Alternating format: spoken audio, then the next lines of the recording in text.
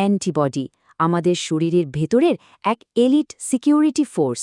আজকের এই আলোচনাতে আমরা দেখব এই মাইক্রোস্কোপিক বা আণবিক্ষণিক রক্ষকরা ঠিক কিভাবে কাজ করে। কখনো কি মনে প্রশ্ন জেগেছে যে কিভাবে আমাদের শরীর বহু বছর আগে লড়াই করা কোনো ভাইরাসকে মনে রাখে, আর শুধু মনেই রাখে না, তাকে আবার হারিয়েও দেয়? এই যে একবার কোনো রোগ হলে আর সহজে হয় না, এর পেছনের রহস্যটা আসলে কি? আচ্ছা, এই উত্তরটা কিন্তু লুকিয়ে আছে আমাদের শরীরের নিজস্ব নিরাপত্তা ব্যবস্থার মধ্যেই। আর সেই সিস্টেমের মূল খেলোয়াড় হল ইমিউনোগ্লোবিউলিন, যাকে আমরা সাধারণত অ্যান্টিবডি নামেই চিনি। হ্যাঁ, ঠিক তাই। আমাদের ইমিউন মেমোরির একেবারে কেন্দ্রবিন্দুতে রয়েছে এই বিশেষ প্রোটিনগুলো। মানে এরাই হলো সেই যোদ্ধা যারা বাইরের শত্রুদের চিনে রাখে আর তাদের বিরুদ্ধে লড়াইয়ের জন্য সবসময় তৈরি থাকে। তো চলুন এবার একটু গভীরে যাওয়া যাক। একটা অ্যান্টিবডি আসলে দেখতে কেমন হয়, এর গঠনটা যদি আমরা একটু ভেঙে দেখি, তাহলে এর কাজ সম্পর্কেও কিন্তু একটা পরিষ্কার ধারণা পাওয়া যাবে। এই যে দেখুন, এটাই হলো একটা অ্যান্টিবডির সেই বিখ্যাত ওয়াই আকৃতির গঠন। দেখতে একদম ইংরেজি ওয়াই অক্ষরের মতো। আর এই সাধারণ নকশাটাই কিন্তু সব ধরনের অ্যান্টিবডির মূল ভিত্তি। এই যে ওয়াই আকৃতি, এটা আসলে তৈরি হয়েছে দুই জোড়া প্রোটিন চেন দিয়ে, দুটি হেভি চেন আর দুটি লাইট চেন। আর এগুলো একে অপরের সাথে খুব শক্তিশালী ডাইসালফাইড বোন দিয়ে জোড়া লাগানো থাকে। মানে বলতে পারেন এক ধরনের মলিকিউলার সুপার গ্লু দিয়ে। এখন এই ওয়াই শেপের দুটো গুরুত্বপূর্ণ অংশের কাজ কিন্তু একদম আলাদা আর বেশ মজারও। ওপরে যে দুটো বাহুর মতো অংশ, ওটাকে বলে ফ্যাব্রিজিয়ান। এর কাজ হলো স্ক্যানারের মতো শত্রুকে মানে অ্যান্টিজেনকে খুঁজে বের করা আর ধরে ফেলা। আর নিচের যে অংশটা, ওটা হলো এফসি রিজিয়ন।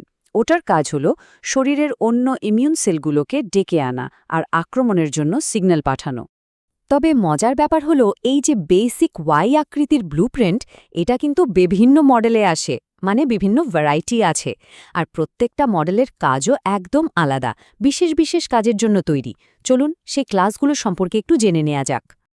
আমাদের শরীরে মূলত এই 5টা ক্লাসের ইমিউনোগ্লোবিউলিন বা অ্যান্টিবডি পাওয়া যায়: আইজিজি, আইজিএ, আইজিএম, আইজিই আর আইজিডি। চলুন এবার এদের সাথে একটু পরিচিত হওয়া যাক। এই চারটা দেখলেই কিন্তু ব্যাপারটা পরিষ্কার হয়ে যায়। দেখুন, আমাদের রক্তের সিরামে যা অ্যান্টিবডি আছে তার প্রায় ৮০% হল আইজিজি, মানে একাই সিংহভাগ। বোঝাই যাচ্ছে আমাদের শরীরের সুরক্ষার জন্য এরাই হলো প্রধান যোদ্ধা। কিন্তু শত্রুকে ধরার ক্ষমতার দিক থেকে যদি দেখি, তাহলে কিন্তু আইজিএম সবার চেয়ে এগিয়ে। দেখুন, এর একাই ১০টা বাইন্ডিং সাইট আছে, যেখানে অন্যদের আছে 2টা বা 4টা। এই কারণেই আইজিএম এত শক্তিশালী। তাহলে মূল ব্যাপারটা কি দাঁড়ালো? এদের গঠনটা আলাদা। যেমন আইজিজি, আইজিই আর আইজিডি হলো মোনোমার, মানে এরা একটা করে ওয়াই ইউনিট নিয়ে তৈরি। আইজিএ হলো ডাইমার, মানে দুটো ইউনিট একসাথে জোড়া লাগানো। আর আইজিএম হলো পেন্টামার, মানে ৫টা ইউনিট একসাথে একটা জে চেইন দিয়ে যুক্ত হয়ে একটা বিশাল স্ট্রাকচার তৈরি করে, ঠিক যেন একটা টিম। আচ্ছা, এতক্ষণ তো আমরা গঠন নিয়ে কথা বললাম। এবার চলুন দেখি এই ভিন্ন ভিন্ন গঠনগুলো তাদের নির্দিষ্ট কাজের সাথে কিভাবে মিলে যায়। এখানেই কিন্তু প্রকৃতির ইঞ্জিনিয়ারিংয়ের আসল মজাটা বোঝা যায়। যেমন ধরুন আইজিএমের কথা। একে বলা যায় আমাদের ইমিউন সিস্টেমের ফার্স্ট রেসপন্ডার বা প্রথম সারির যোদ্ধা। যেহেতু এর 5টা ইউনিট আর 10টা হাত আছে, তাই কোনো ইনফেকশনের শুরুতে এ একসাথে অনেক জীবাণুকে জাল দিয়ে ধরার মতো করে আটকে ফেলতে পারে। আর আইজিএ হলো আমাদের শরীরের গেটকিপার বা প্রহরী। এটা থাকে আমাদের লালা, শ্লেষ্মা, মানে শরীরের প্রবেশপথগুলোতে। এর কাজ হলো জীবাণুকে শরীরের ভেতরে ঢোকার আগেই আটকে দেওয়া। এমনকি বুকের দুধের মাধ্যমেও এটা নবজাতককে সুরক্ষা দেয়। ইজির কাজটা আবার একটু অন্য রকম। এটা একদিকে যেমন প্যারাসাইট বা পরজীবী কৃমির মতো বড় শত্রুদের বিরুদ্ধে লড়াই করে, তেমনই আবার অ্যালার্জিক রিয়াকশনের জন্য কিন্তু এই ইজিই দায়ী। একটা প্রশ্ন আসতে পারে, বিজ্ঞানীরা কিভাবে এত নিশ্চিত হলেন যে ফ্যাব আর এফসি অংশের কাজ আলাদা? এর পেছনে একটা ক্লাসিক এক্সপেরিমেন্ট আছে। তারা প্যাপেইন নামের একটা এনজাইম ব্যবহার করে অ্যান্টিবডিকে ঠিক তার হিঞ্জ বা কবজার মতো জায়গা থেকে ভেঙে ফেলেন, আর তখন দেখা যায় দুটো ফ্যাব খণ্ড আর একটা এফসি খণ্ড আলাদা হয়ে গেছে।